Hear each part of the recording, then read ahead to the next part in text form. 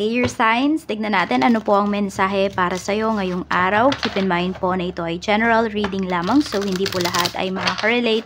So be open-minded. Sa mga hindi pa po nakasubscribe dito sa ating channel, please subscribe na po kayo and pa-like na din po ng ating video. At sa mga nais po mag-avail ng ating private readings, ng ating Evil Eye Amulet, ng ating QR's bracelet, makikita nyo po yung link sa description box.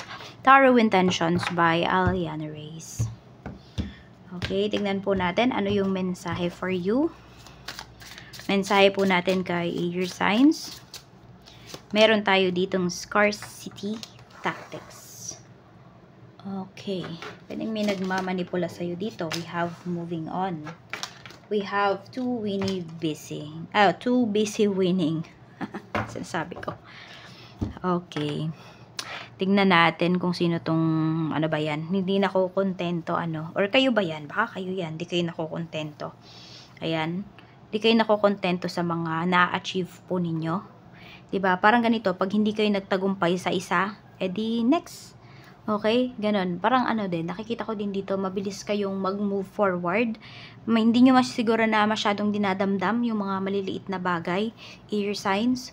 So siguro, ayun talaga, mas nagmamature kayo at mas alam ninyo kung saan nyo ba dapat ituon yung inyong atensyon, yung inyong emosyon, yung inyong energy. Tignan natin ano pa yung mensahe para sa'yo. Mensahe pa po natin, Spirit Guide for air signs.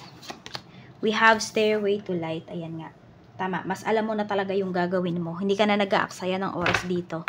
Alam mo yon, dati siguro yung lagi kang konting kibot lang, mukmuk agad. Ngayon hindi na eh. Mas naiintindihan mo na yung sitwasyon, mas naiintindihan mo na yung mga pangyayari sa life mo. Ano tong moving on? We have the Hermit. Ayan.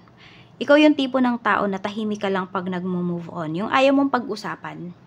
Yan, parang alam mo yun, sinasarili mo lang, ayan, iniiyak mo lang, tumatahimik ka lang, and kapag okay ka na, alam mo na okay ka na, laban ulit. We have 9 of Wands, ayun. So, you should protect your peace of mind. Yan po yung gawin mo. Actually, maraming nasasabi yung mga tao sa'yo eh. Pero kasi, yun nga, sabi ko nga sa'yo, alam mo na kung saan mo ba ilalagay yung iyong energy.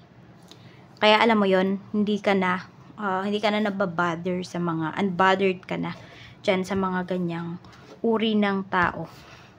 Tingnan natin. So, kailangan mo lang dito mag-ingat. Huwag ka masyadong maging kampante. 'Di ba? Kahit sabihin natin, air signs na, kung alam mo na, kunwari sabihin natin, ikaw yung nasa tuktok, no? Nasa peak ka na ng iyong career. Alagaan mo pa rin and improve mo pa rin yung sarili mo. Tingnan natin, ano pa yung mensahe? Your energy. Your energy. Okay, tingnan po natin. Babalasahin ko lang yung card natin.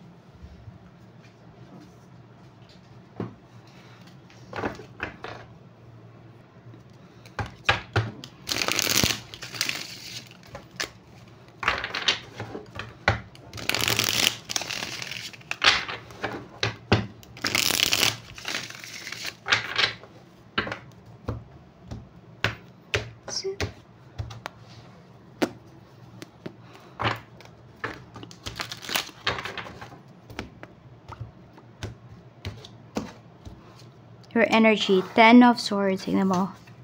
Alam mo, parang nag-aapoy ka sa galit, nag-aapoy ka sa, may tawag dyan eh. Yung eagerness mo ba, yung desire mo, ayan no. Palaban ka talaga ngayon, air signs, ayun yung pinapakita na energy mo. Alam mo, hindi ka magpapatalo.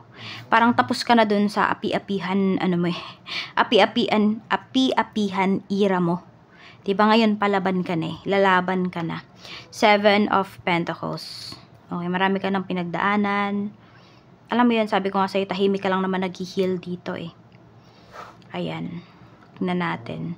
Sa family mo naman, we have 8 of Cups. Meron tayong Page of Wands. Okay, so nakikita ko dito yung iba po sa inyo, sa family members ninyo. Maaari po na nagkakanya-kanya na kayo dito. Okay? So, pwedeng malalaki na naman na kasi kayo. Alam mo yun, kaya nyo nang buhayin yung mga sarili po ninyo. So, ayan po yung ginagawa ninyo. Nagkakanya-kanya na kayo dito. Kumikilos kayo, 'di ba?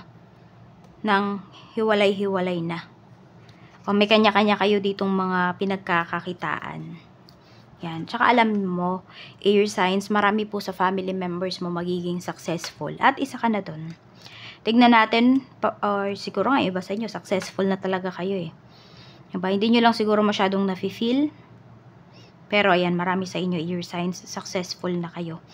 Tignan natin, siguro yung ano na lang talaga, longevity at saka yung stability na lang talaga. Yung pag-ingatan po ninyo. Tignan natin sa friends mo naman, we have Ace of Cups. We have 8 of Wands. Ayan o, meron kang kaibigan dito na parang pag nakakausap mo siya, sobrang saya niya. Yan, sobrang saya ng friend mo na to. Yan po, pag nagkakausap kayo, ikaw din, sumasaya ka din pag nakakausap mo yung friend mo na to. So, this is your, soulmate, or soul sister, soul brother mo, yung friend mo na to. Tingnan nyo kung sino sa mga friends nyo yung masaya kayo pag nakakausap po ninyo. Yung, alam mo yun, walang kuhanan ng energy. More on parang nagbibigayan pa kayo ng energy, ng positive energy. Tignan natin sa kaperahan mo naman, we have 3 of Cups. Meron tayo ditong 6 of Swords. Ayan, tahimik lang kayo dito pagdating sa money po ninyo. Di ko alam kung mahilig ba kayo manlibre. Air signs, ayan po. Tignan natin, ano pa yung mensahe. So, tahimik lang kayo dito eh. Kahit sabihin natin na meron kayo. Ayan, napaka-humble po ninyo. Tignan natin, pagdating naman po sa iyong, okay, kung meron dito, kung meron naman kayong financial losses, tignan natin kung bago ba matapos ang 2024, makaka-recover po ba kayo? The Star, yes. Merong healing na paparating sa inyo dito. It's a yes po. Makaka-recover po kayo sa inyong mga financial losses. Kung meron pong may utang sa inyo, makakabayad ba? The Devil. Makakabayad, pero kasi mukhang papahirapan kayo nito eh. Makikita mo na lang, parang ikaw na lang yung susuko dito. Yan, parang ikaw pa nga yung natatakot dito eh. Ayan ba yung ginagawa niyo? Tumatahimik kayo. So parang nagpapasindak kasi kayo dito sa taong to. Yan, kaya din siguro hindi siya nagbabayad. Oo. Yan, kayo yung maging matapang dito, no? Huwag kayong mahihiya kapag kayo ay naningil. Kung ganyan lang din naman kayo, air signs, 'di ba? Kung kayo yung nahihiya pag oras na ng bayaran, ganyan. Or kung kailangan yung singilin, huwag na kayo mapapautang. Kasi, di ba, nasasayang yung pera ninyo eh. Di ba, sa halip na kayo na yung gumastos, kayo yung nag-enjoy sa pera nyo, ibang tao patuloy. Kaya, mag-ingat kayo sa pagpapautang. Okay, huwag kayong mahihiyang tumanggi. Check natin, okay, kung may binibenta kayong property, mabebenta na ba? 9 of Cups, yes, mabebenta na po yan. Ayan.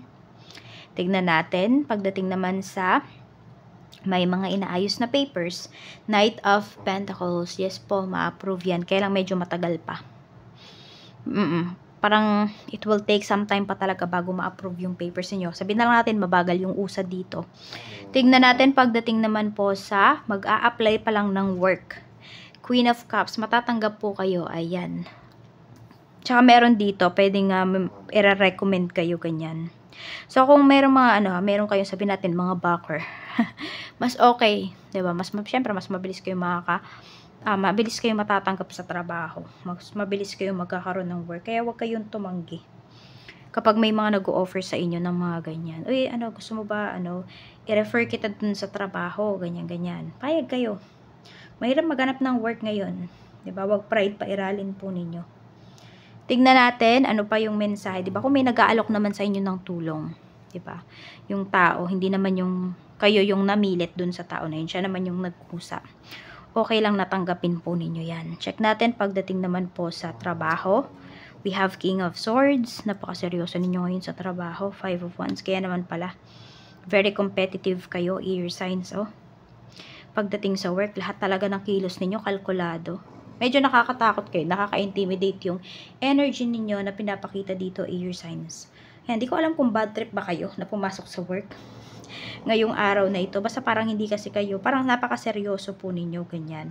Parang iisipin ng mga makakakita sa'yo, ay mukhang bad mood si air signs. Medyo nakakatakot siyang batiin. Diba? Kunwari, mag-good morning, ganyan. Tignan natin, na parang nakakatakot ba na una kang i-approach ngayong araw na ito. Yan. So, tingnan po natin ano pa yung mensahe. Pagdating naman po sa, yan, sa business.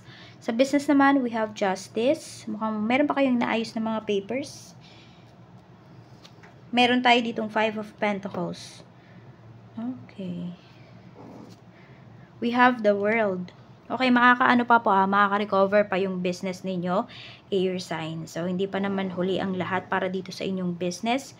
Meron lang talaga kayong mga kailangang ayusin. Ayan, kung lalo na kung mga legal documents yan, pagdating sa business ninyo, ayusin nyo na po. Kasi mababawi nyo din naman yung inyong ginastos. So, tignan natin pagdating naman po sa love life. At pasensya na po kayo, ayan. May naghihilik. We have toxic love. O, tingnan nyo, oh. Ano ba to? Love and hate relationship na ba ang nararamdaman ninyo pagdating sa inyong person? Minsan mahal nyo, minsan galit na galit kayo. Alam mo yung mix na yung nararamdaman mo towards your person. Check natin sa mga single natin dyan. 3 of Wands. Ayun. So, diba? Looking forward kayo sa kung sino ba yung makaka-deal ninyo in the near future. So, moving forward na kayo dito. Ayaw nyo nang bumalik sa toxic na tao. Tignan natin. Okay. Sa mga, ano naman, in a relationship, we have the moon. May tinatago sa'yo yung person mo. Hindi ka panatag.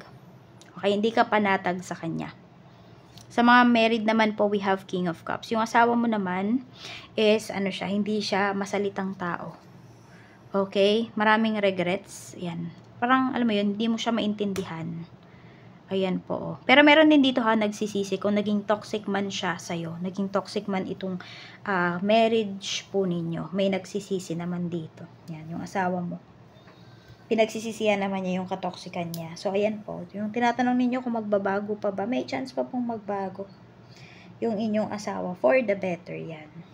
So, ayan lang po. Maraming salamat. Ingat po kayo always and more blessings to come.